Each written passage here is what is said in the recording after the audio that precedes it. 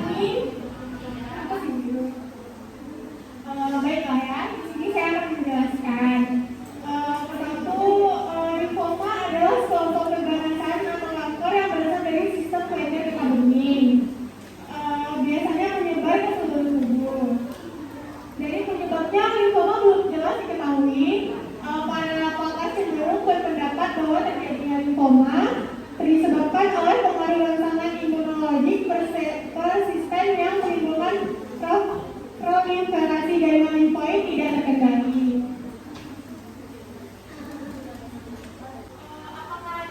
Apakah Bapak atau Ibu ingin bertanya setelah mengetahui dari definisi kanker tabung ini? Tidak.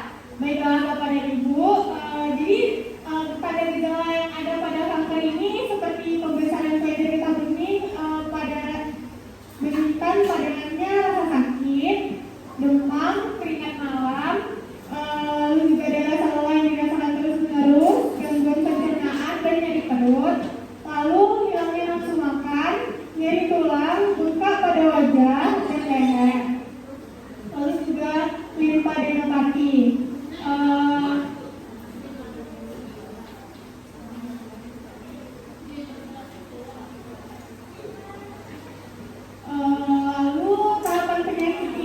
Kalau di stadium awalnya, penyebaran limfoma hanya terdapat pada satu kelompok yaitu kelenjar getah bening. Lalu untuk stadium yang kedua, penyebaran limfoma menyerang dua atau lebih kelompok kelenjar getah bening, tetapi hanya pada satu sisi diafragma serta pada seluruh dada atau perut. Untuk stadium yang ketiga, penyebaran limfoma menyerang dua atau lebih kelompok kelenjar getah bening serta pada dada dan perut. Nah, untuk stadium yang terakhir, penyebaran limfoma selain pada stadium getah bening, setidaknya pada satu organ lain juga seperti usus tulang, hati, paru-paru atau otak.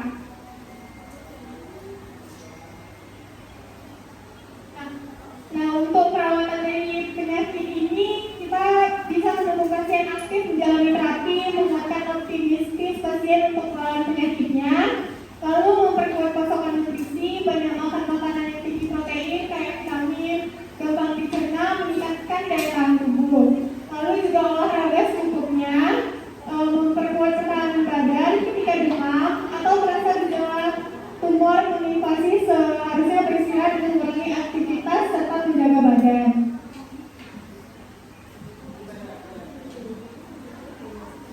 Dan mempertahankan kulit selalu bersih, setiap hari dibasuh dengan air hangat, terutama bagian kulit yang terkena sinar api, hindari berjemur matahari, disinfektan, sabun dan benda lain yang bisa merangsang kulit.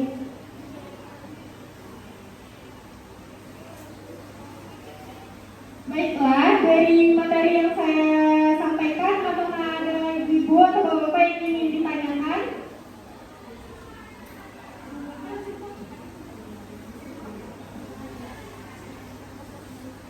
Baiklah, untuk ini saya akan kembalikan ke moderator.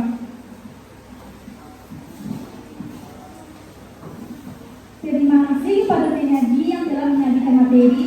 Apakah bapak-bapak dan ibu-ibu ada yang bertanya?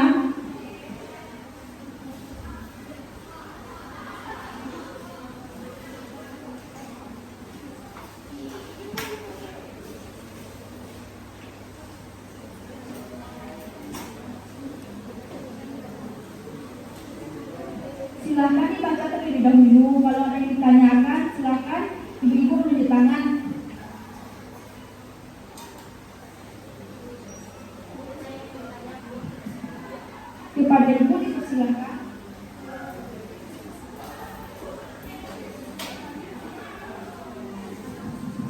Baik, perkenalkan saya Anissa. Di mana saya ingin bertanya kepada penyaji, apa penyebab kelenjar dan getah bening? Terima kasih.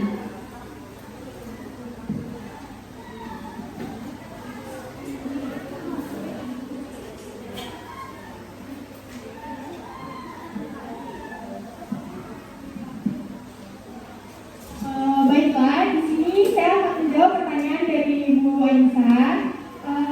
Penyebab dari kelenjar getah bening itu kanker ini muncul ketika jumlah sel-sel limfosit di kelenjar getah bening bertambah dengan cepat dan menjadi ganas.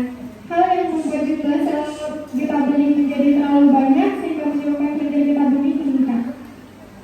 Bu, apakah Ibu mengerti?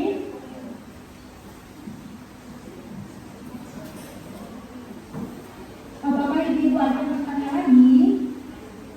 Kepada ibu dipersilahkan.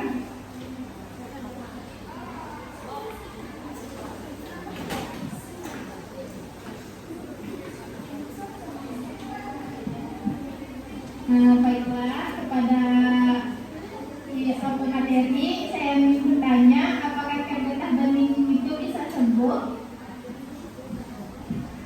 Baik, penyaji akan menjawab pertanyaan dari Ibu Anes.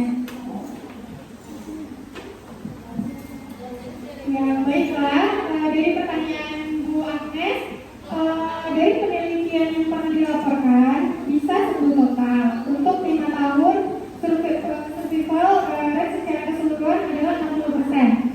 Lalu, jadi sekitar 7 dari 10 orang masih hidup 5 tahun setelah terdiagnosis tingkat kelanjutan hidup 10 tahun.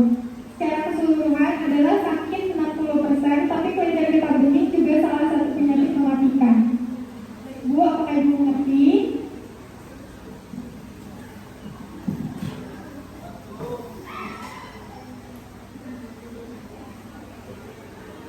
Apakah ibu ada yang bertanya? Jadi hapus untuk ibu-ibu yang bertanya.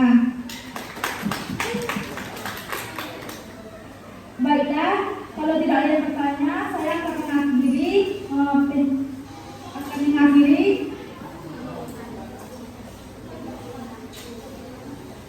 Baiklah, kalau tidak ada yang ditanyakan lagi, saya akan mengakhiri